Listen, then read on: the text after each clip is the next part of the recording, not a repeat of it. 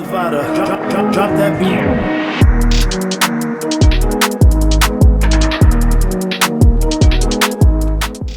Before we begin today's episode, Pat and I want to give a huge shout out over to our newest sponsor, Pickle Masters. You can hit them up on picklemasters.com to see all of their selection for some of the best torchy pickled vegetables that you're ever going to have. Trust me. Use promo code BALD to get 50% off your next order. Let's get right into the episode. What's going on, everyone? Welcome back to Off the Court. Pat and I are really glad to be here, and we got a very, very special guest with us. We know 2020 has been really crazy, but we want to end the year off right by bringing in someone we know is going to bring a good positive vibe. For sure. Before we even waste any time, let's get right into it. We want to welcome in our special guest, Arpine. Arp, welcome to the show. Hi, guys. Thank you. Thanks for having me. How you doing? Good. How are you guys? Good. Not bad. How's COVID lifestyle been for you? It's been crazy, but, just trying to maintain and get through it, and just like everybody else. I know. I mean, how's the basketball part of things for you? I know we all stopped at a weird time. We were all getting ready for Novs in a way, and then everything kind of cut off. Have you been playing at all or a dead end? Honestly, I stopped in the beginning of the year just for personal reasons. And then once I wanted to get back into it, COVID happened, the pandemic happened. So a lot of gyms have been closed. There's no more open runs that I know of. I know there was one here and there, but I haven't been playing. So it's been kind of rough. And I miss it, so. Yeah, nowadays they're shutting down gyms like crazy, so yeah, it's hard absolutely. to find. They'll open it up, and then you'll hear the following week it's closed again. So I haven't really been playing pretty much all year. I know. Same with us. I mean, like you said, every time you start getting excited, you might hear, oh, this is going to open up again. Everything kind of dies again. Exactly. It's been crazy. It's been crazy for sure. Yeah. Let's just jump right into you as a basketball player, how it all started. Because for me, at least, I always think about where did it all start, and I can't even remember. It's just like it all started. I know you moved to America at an early age, but when was your first memory of playing basketball? Well, I actually started pretty late, but my family's always been big on sports, especially basketball and volleyball. I moved to the States when I was 2 from Armenia, and my dad would always basketball was always on TV. That's just our household. My mom played for 22 years in Armenia. My dad played basketball, but his main sport was volleyball. So it's just always been like a sport household. But I actually would, when I would go to someone's house, there would be a court. I would just shoot. I would never really play organized until I was a freshman in high school. So it took a while. I would always watch it, enjoy watching, but I never actually played until I got much older. So. Was it hard for you going from street ball to organized ball? It was tough. I played one season of park ball right before my freshman year in high school. I caught on pretty quick, and I enjoyed the organized more than I did the park. I guess it was all over the place, I can say, but organized was better, obviously. So. So going and playing in high school. Making that transition to starting to think about basketball a little more seriously. Yeah. What were you thinking when, you're becoming a junior, a senior now, and are you at that point starting to think about where you want to play in college, or was it kind of like just playing, and then all of a sudden you get an offer somewhere, or how did that process go? Well, as soon as I started playing organized, I fell in love with it, honestly. And I knew that I wanted to keep playing and go as far as I could. And I had a really good coach who would always tell me, hey, you can play college. And I didn't know all that stuff. Again, I started playing as a freshman, so I didn't know, you can get a scholarship and go somewhere and play. You can go as far as you really want to. And I know a lot of girls weren't trying to go that route, but for some reason, I wanted to. I was like, I'm going to go to college and I'm going to play. And it all worked out. So that's solid. Where did you end up picking to go out of from Grant? What college did you end up picking to go to? So my senior year, there was an all-star game at CSUN, and I still hadn't signed anywhere. I didn't know where I was going. I knew I wanted to go somewhere, and that was kind of like my opportunity to find somewhere to go. And I ended up signing with Arizona Western College in Yuma, Arizona. The coach came out to CSUN and he approached me after the game and we spoke. Talk to you. Yeah. So I played 2 years there and then I transferred to a Division II, Armstrong Atlantic State in Savannah, Georgia. Talk a little bit about how it was the competition from going from high school to playing to college. Probably far more competitive. Absolutely. It was way more competitive. Yeah. The girls were really good. There were a lot of the girls at my junior college were D1 material. A lot of them, didn't have the grades or something happened and they ended up there. Arizona Western was a national JUCO, so we had girls from all over. We even had girls from Brazil, 6'3", 6'4" girls from Brazil on the team. So it made things interesting, and it was really fun playing with those girls, honestly.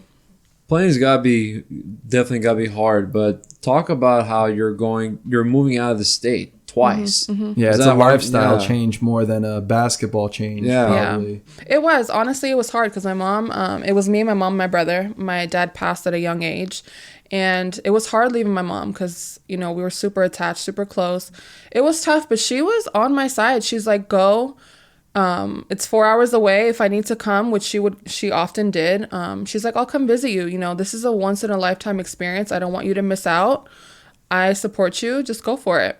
And I'm glad awesome. I did. I'm honestly glad I did. And it, made me more independent. Yeah. I learned to do a lot of things on my own and it helped me grow as a person. So. Right. I think that's, I know we talked about it a few times here and there. You keep saying that was one of the greatest spurts, of you playing basketball. And I know a lot of girls and guys put that as like basketball comes after this, and this. What made you put that before everything else? It was time consuming, but you kind of put that above everything else time wise. Yeah. I don't know. Just the love of the game kind of took over. Honestly, when I first started playing, I fell in love with the game. Even till now, I'm 31, but my life revolves around basketball. Like everything I do, somehow, some way, it ties into basketball. And I was like, this is temporary. I'm going to be playing for 4 years in college away from home. I'm going to come back home, use my degree, get a job, like start my career. So this I can enjoy my 4 years because I know I'm not going to be able to ever get it back. So it was just natural. Like I just went for it. Yeah. There was no hesitation and no doubt. That's awesome. Right after, I think college is when was it right after college where you decided, you know what, I want to keep doing this. I'm going to entertain some ideas of playing overseas, right? I think you went and played overseas for a few years. Yeah, it was, well, technically, so right after college, I made myself a resume. I had I don't know if you guys know him, but Carl, he helped me. He actually told me, make a resume. I'll try to get your resume out to a lot of teams, but I wasn't getting any feedback. I've always just been, it was tough. I wanted to play, but since it wasn't working, I was like, you know what, I'll just take a back seat. Let me just go back home and I can continue playing elsewhere. But then I ended up going to Spain with my husband and he was playing out there. And I knew I was going to be there for a couple months. And I saw the girls team practicing in the gym and I just went for it. I asked the coach if I can play and he was like, okay, come to practice. So I did. And I ended up, playing for the team while I was out there. But it was never really like I signed a contract and I went out there to play. It was always like I just took advantage of the opportunity, That's awesome. How long were the seasons? About like 4 or 5 months.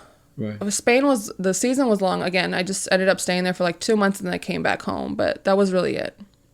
Any tips or advice that you would give to somebody that's thinking about doing that? Maybe do you recommend sticking to, if you can, stay in America, try and play wherever leagues you can here, or are there better opportunities outside of here?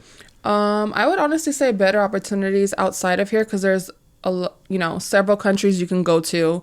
There's many different leagues out here. I'm not sure of many like semi-pro or pro teams, but start at an early age, film your games, create yourself a resume. If you want to do it, honestly, you can do it. That's a lot of things that I lacked. I never really had film.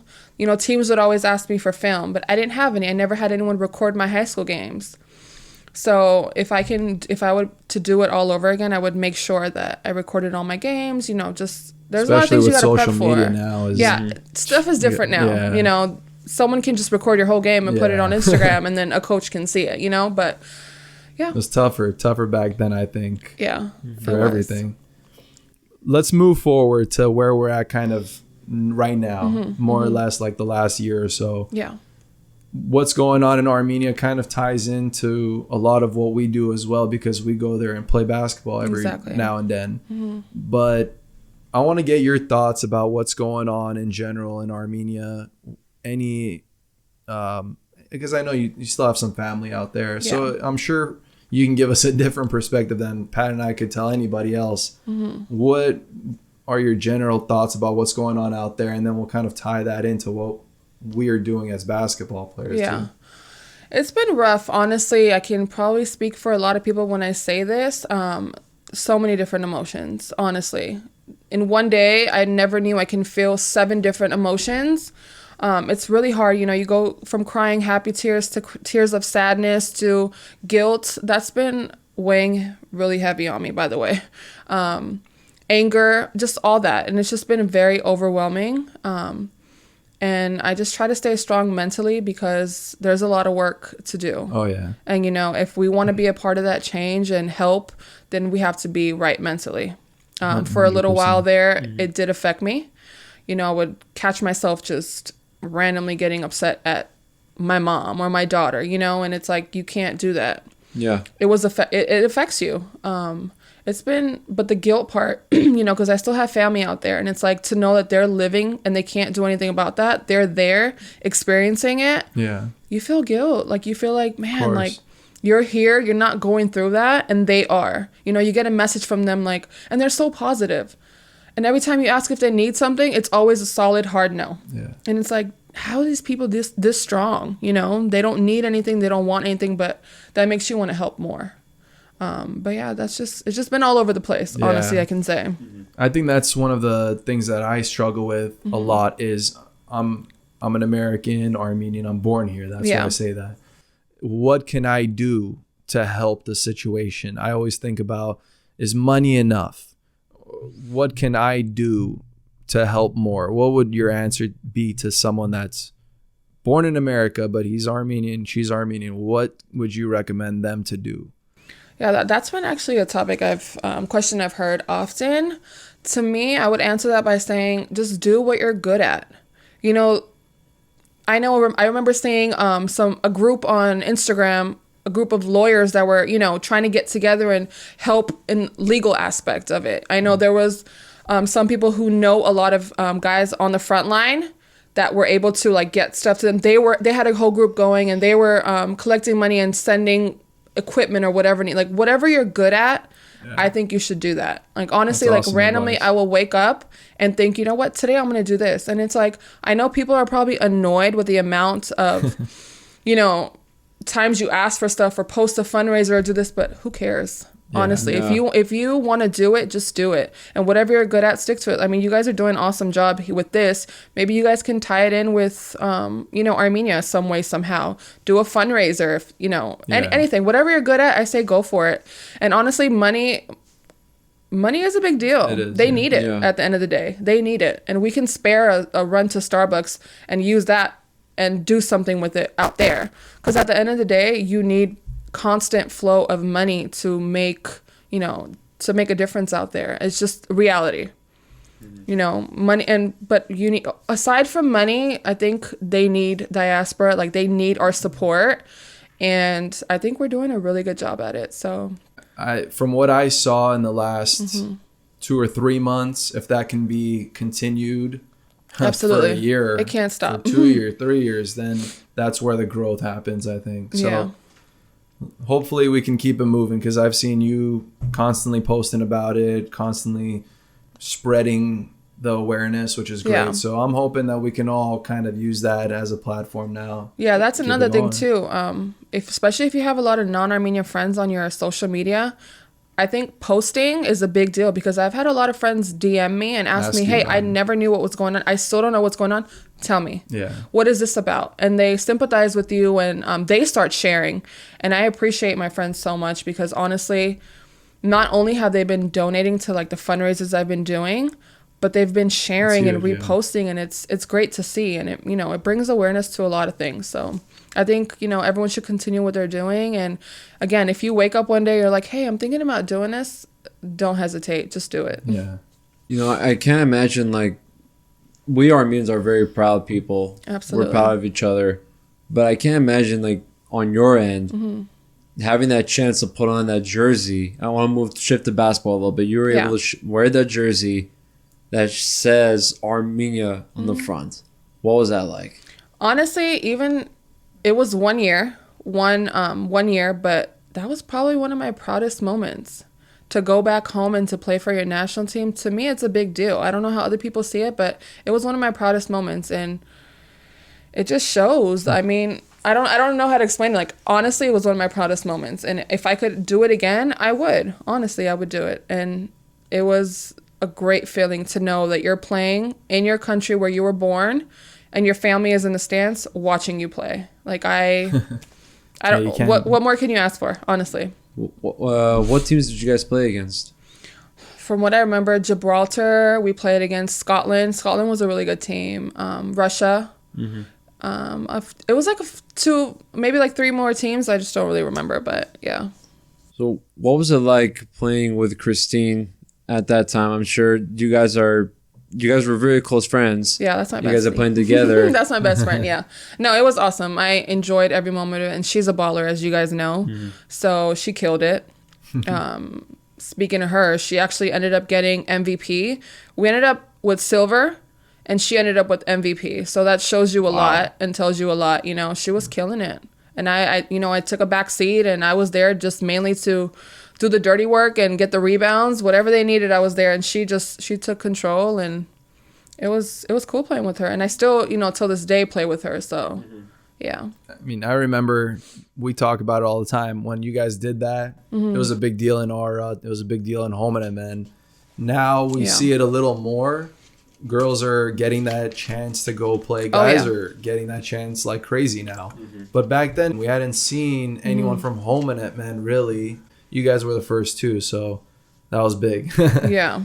I want It was a to good jump into experience. Pan-Armenian a little because I think it kind of links the two a little bit. For most of us, the only chance that we've got to play in Armenia in front of people is through Pan-Armenian games. Yeah. So I can only imagine, like, when I go there and I'm one of the guys coming off the bench and I got a bunch of kids going crazy after the games.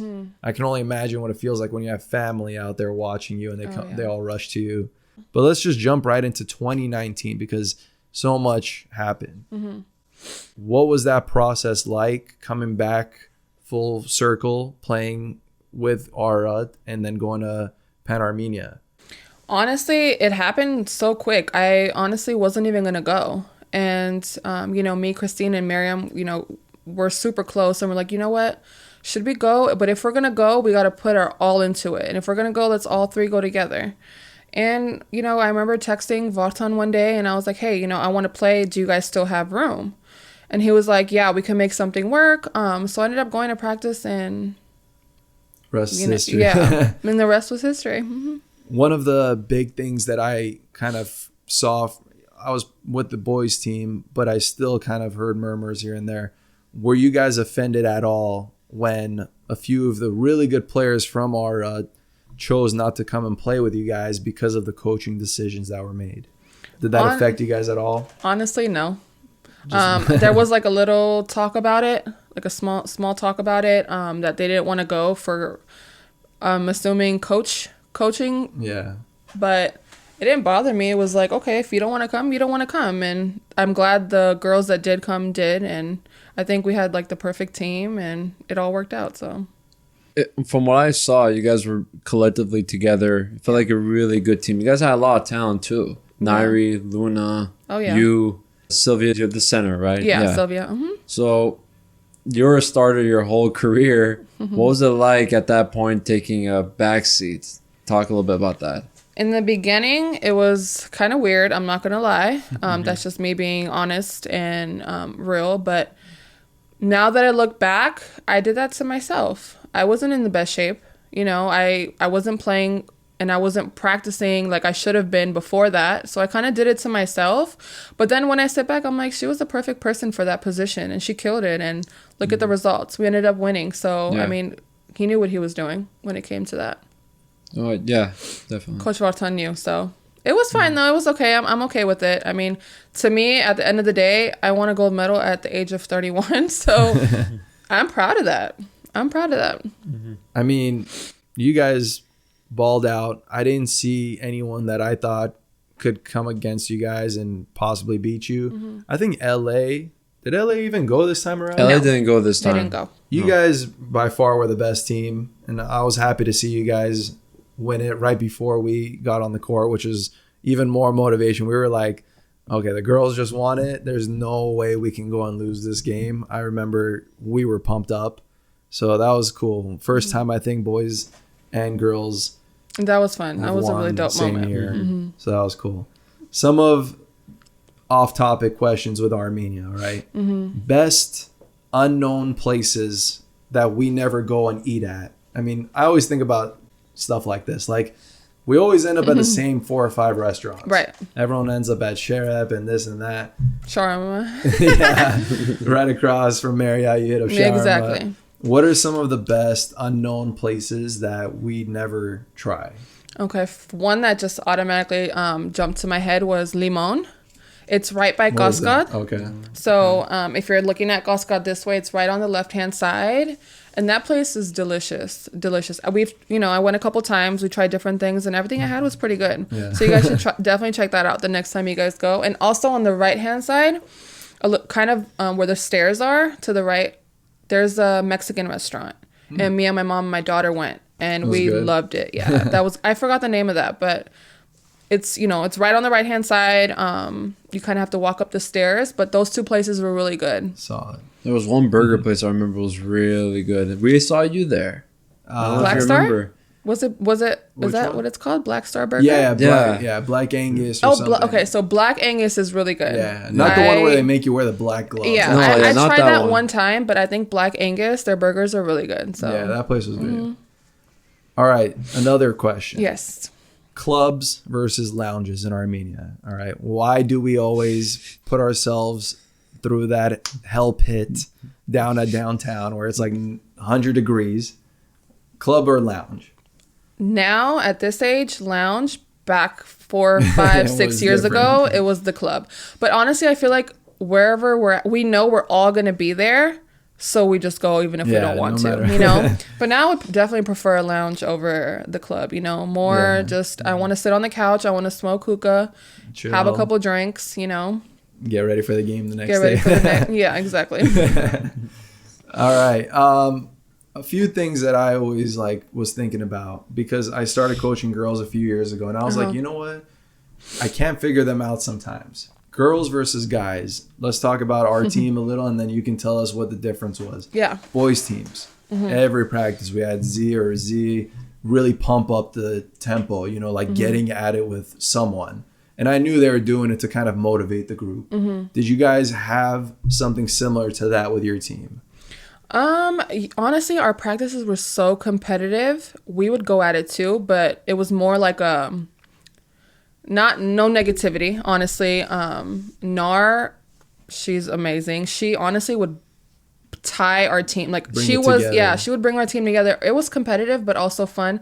We never had any arguments or any of that. That's a fact. We never did, but the practices were competitive and I enjoyed them. And then, Nar would come in and we would do her workout before or after practice, which, made things tougher, but it was much needed.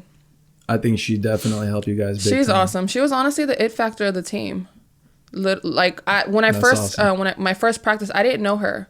Yeah, I didn't know her. I didn't know Emin, and I didn't know Vartan, honestly. Yeah. Because it was probably because I haven't been around for the past couple years, but I enjoyed it. Nar just brought us, great mix.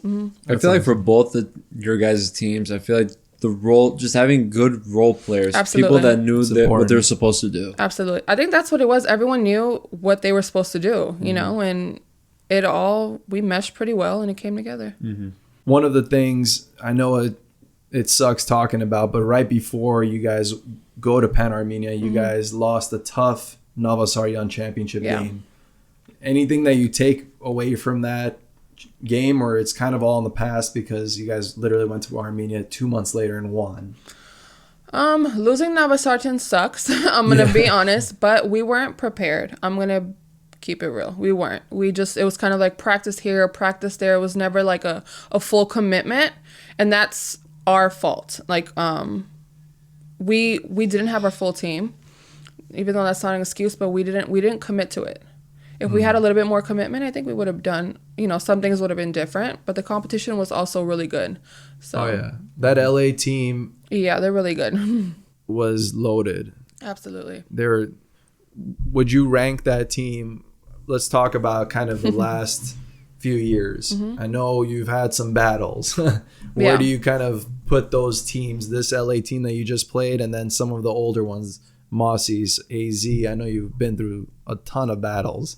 Where do you rank those teams? Honestly, it's always pretty much, for me, I think the best competition has been LA and Mossy's, like back and forth. Consistently. Yeah, when I first started, it was always LA was the team to beat, and then it started becoming like Mossy's, like, and still them, but LA is just more experienced, and when they have all their players, it's a whole different ballgame, honestly.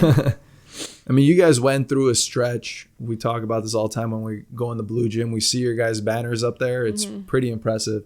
Won 5 out of 7 years. I know not only were you in your prime, but you're playing with your best friends. Like, what was that mix like? And then having Menwan Sako as your coach is kind of a good mix there too. What was that whole experience like for you? Oh man, I honestly truly do miss it because we were a family and we would win and they would make things better, obviously. But at the end of the day, regardless of the outcome of the games or, the tournaments, we just remained family, and I'm so thankful for that. I'm so thankful for Home and for giving me that, But I miss those girls. I miss Menwan Sako. I'm not going to lie, it was fun. Those years were fun. And I know we're not going to get that back anymore, but I truly do miss it. Who are some of the favorite players that you played against? And then I want to know one player from outside of Ara that you would have loved to play with. Outside of Ararat? Yeah. I'm going to say, there's a lot of girls that are actually pretty good. Stella. I don't know if you guys remember Stella. Okay. She was a point guard. That's Shooter? my girl. Yeah, that's my girl. I would love to play with her. A couple other favorites that are good are Garcia, Sylvia, Vicky, Christine, Rafaelian. She's always tough. She's a baller. She's just, I like the fact that she's aggressive. I like that. So, but yeah, those are probably the few. I'm sure there's more. I think the girls' competition in home management is really good. So, what are some of the things that you're looking forward to now that obviously we're going through COVID right now? But do you have any goals that you want to hit basketball wise in the upcoming years? Oh, absolutely. So this year, because I didn't play, I kind of hit like my low. Physically, mentally, but I've been trying to get back and I've been working out for the past 3 months, trying to get back into shape, trying to be like the best me I can be. And that's my goal, honestly. I want to work out and I want to play and I want to be at my best. And I do want to go back to Armenia and play, especially after all the events that have been, taking place. I would love to go back there with more than one purpose, honestly.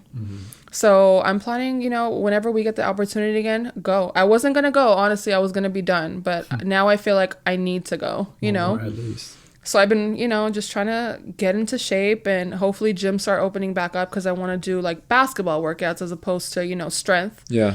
So that's my goal. Honestly, I want to go back to Armenia and hopefully try to win again. But, again, my next trip will have more than one purpose. It's tough now predicting when we're going to be able to go back and play. Exactly. I mean, I'm hearing that Pan Homeman is going to be 2022, and then Pan Armenia is going to be the year after. I heard they want to go back to back, but I don't know. It's really tough right now. Absolutely. I know.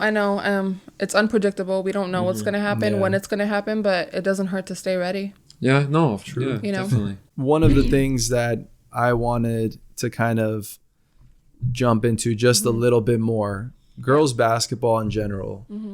It's something that I'm kind of like, obviously, like I mentioned, I'm coaching a girls team, but I want to know, what are some of the things that you feel need to happen for the girls programs everywhere, not just home and men, girls programs to kind of go to the next step and to keep the girls engaged?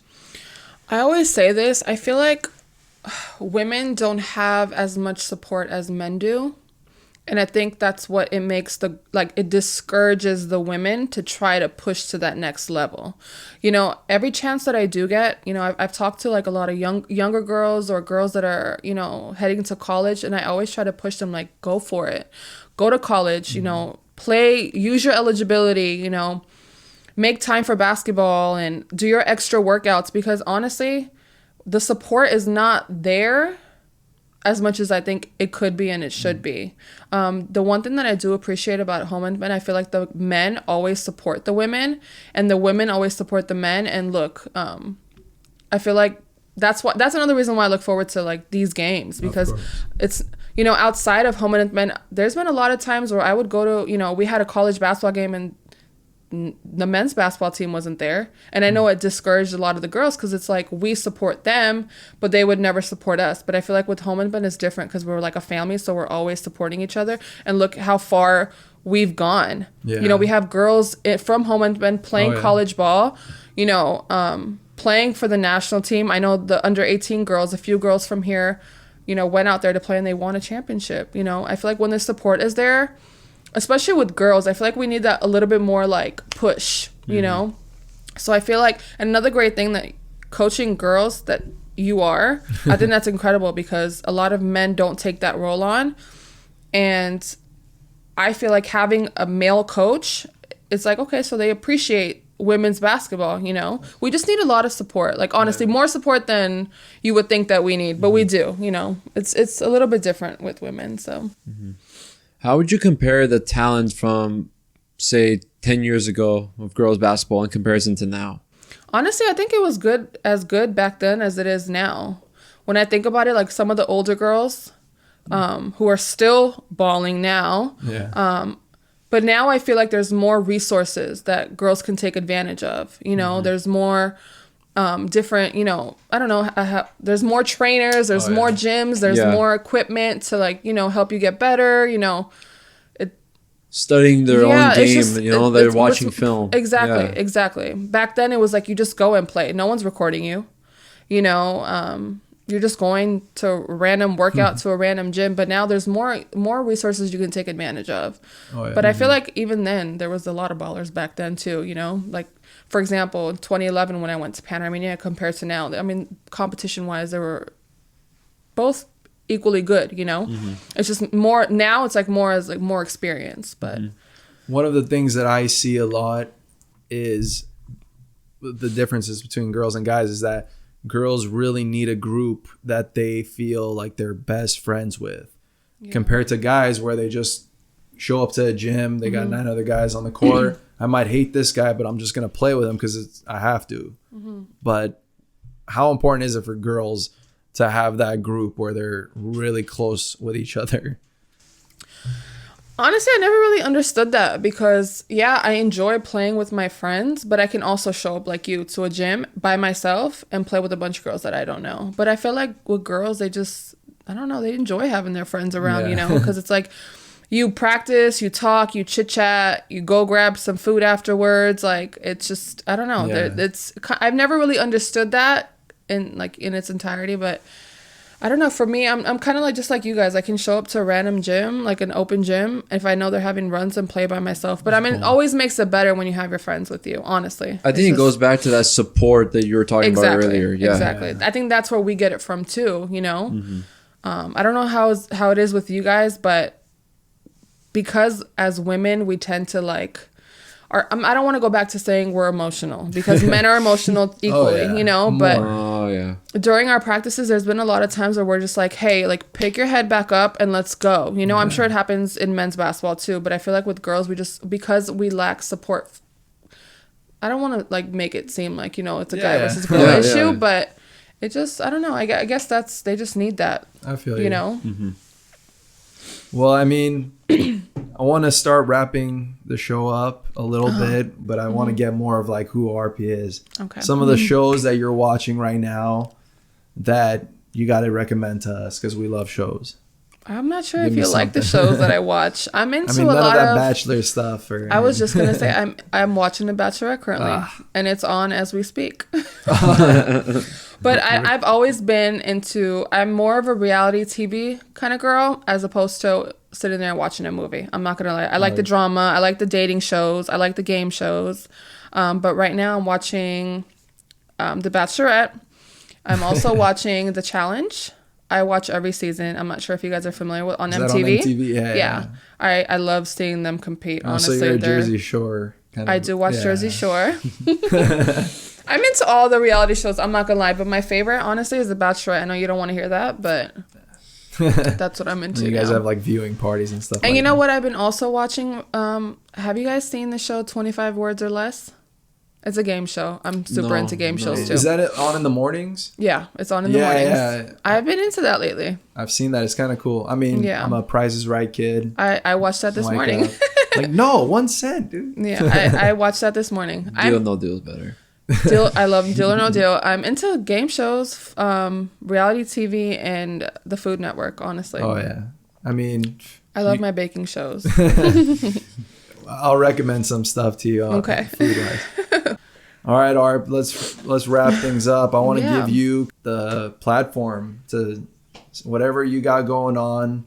If you want to shout out anybody out there or give us something to leave with. The possibility of coaching or training you want to coach someday. one day, Honestly, a lot of people don't know this about me, but my dream has always been to be a college coach. Really?